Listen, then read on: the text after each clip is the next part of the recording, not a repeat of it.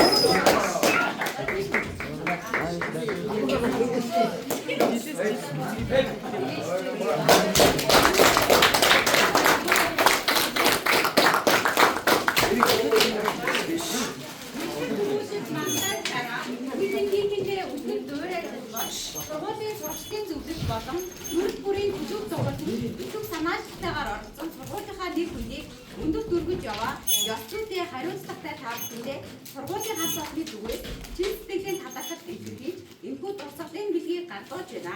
9-р ангийн сурагч намун цэцэг.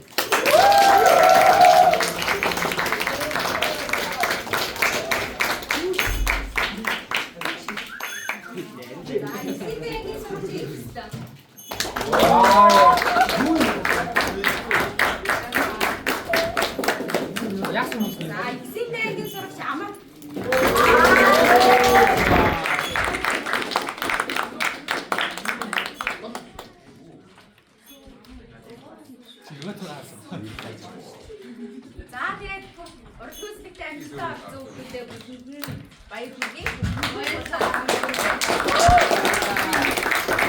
ингээд баяртай хүүхдүүдээ 2026 онд амжилт төсөөлөөр байхан дүүрэн байх.